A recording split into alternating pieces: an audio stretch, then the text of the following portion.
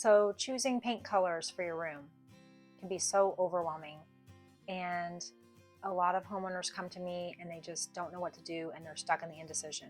But I would like to demystify that today and help you learn how to select a paint color for your room with confidence and using the designer strategies that I use with my clients. Hi, I am Susan Young of Color Joy Interiors, and in today's video we are going to be talking about designer tricks for choosing paint colors for your room, how to narrow them down, and how to be confident in the choice that you've made. So again, this isn't really a secret. This is a common sense strategy that I use with my design clients when I'm doing color consultations, and you should be able to apply this pretty easily to narrow down and select the perfect color for your space. So let's start with a neutral color. Let's say you're choosing an off-white or a beige or a gray color for your space, and you've gone to the paint store and you have kind of narrowed down that color field. You know what you want to choose for the room, so you've picked up all the samples of any and all colors in that range, and then you've brought it home to look at it, and then you're like, now what? And what I want you to do with those colors is I want you to take the swatches and I want you to make sense of them by organizing them by shade. So just lay them out on your floor or on a table, and I want you to sort them from lightest to dark. And this is going to make sense when you do it, but it's a good way to kind of see what you have and to start narrowing your selection based on the light and dark of these tones that you have within the color range. Okay, and possibly you've eliminated some of the light or dark colors here, set them aside if you think they're not going to work in your space. That's just a quick way to do that. And step 2 is going to be to notice within the light to dark, are there certain undertones that are appearing? So if you're looking at off-white, perhaps there is an off-white that looks a little bit pink, or maybe a little bit brown, or a little bit green. So try to categorize them by the undertones of the color, and you will start to see colors that pull more of a certain shade. And what I want you to do is think about your space and maybe which ones are undesirable for the space. Let's say you don't want your beige color to look pink, then that one would be an easy one to eliminate. So use this process by looking at the undertones, and with white colors you can hold up a white sheet of paper to see very clearly the undertones in the color. That's a little designer trick.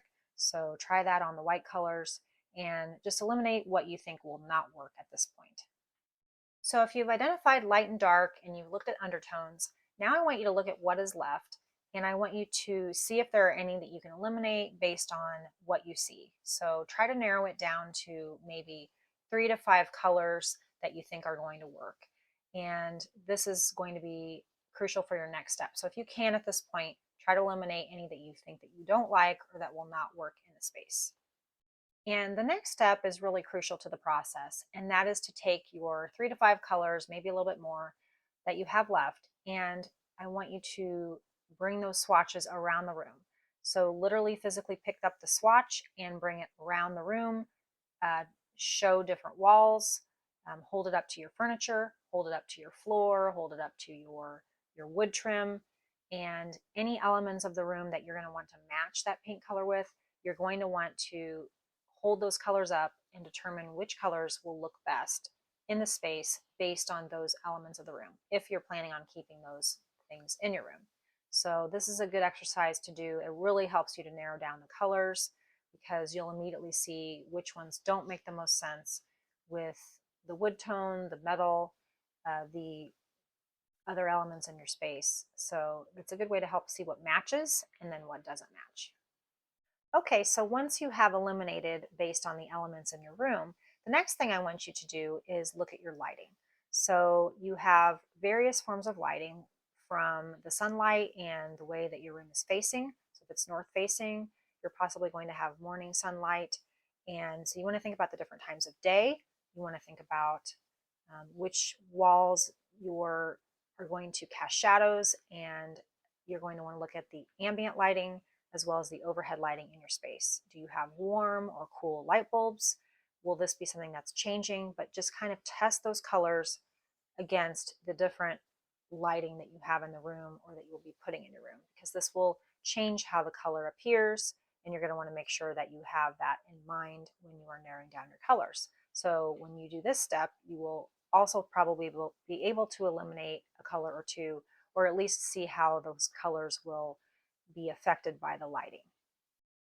And if you've made it this far in the process, the next step is to actually get samples of your color. So perhaps bigger swatches.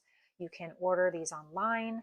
Samplize, your various manufacturers often have samples that you can order on their website. And this is an important step. You can go back to the store and get a small sample of a certain color to test on your walls, whether you do it with a board and paint that, or whether you paint a small sample wall in your room. These are things you can do, and is the next step to narrow down your colors even further. And with regard to this, a lot of the manufacturers have the peel and stick, kind of the 8x10 size, that are great because they really reflect the actual color on the wall. And a lot of times you can move them around the room, and it's just a great way to test out the color. You're going to want to give it a couple of days to kind of sit with the color, see if you like it, test 2 or 3 different ones and see which one's resonating with you. This is a very important step, and you probably will be able to eliminate or even finalize your color at this point once you have put samples on the wall or moved them around your room. And my final designer tip for you is to go with your gut. So this is going to seem like a silly thing to say, but when it comes down to it, when you follow the process that I've outlined, you really can make a confident decision at this point. If it's between 2 colors, go with your favorite color. I even have people go with the names, even though these are names that are made up by the paint manufacturers and the marketing departments, and a lot of times they don't reflect the actual color. They are just a great way to narrow it down even further. Ask your friends and family to just pick their favorite color out of the ones that you have left. And I had one client whose name was Tony, and he was looking at a color for his office, and it happened to be one of the choices was called, the color was called Tony Taupe. And so he went with that color in the end, and he thought that was kind of funny that the one he chose had his name in it. So in the end, you're going to go with your gut, but you've really narrowed it down following this process. So it makes it a little easier to go with a fun color that resonates with you, that you'll always remember.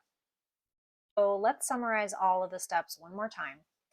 And what we're going to do is we are going to review our room as a whole and decide on a paint color family, such as beige or off-white. Choose all of those samples, bring them home, look at them, arrange them from light to dark, narrow down our choices based on light or dark, based on shades and undertones.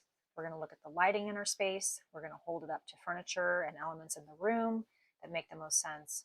We're going to narrow it down to 2 or 3 choices, choose samples for the wall, sit with it for a few days, decide what makes the most sense for me in my room, and then go with your gut on a confident decision based on all of these different elements.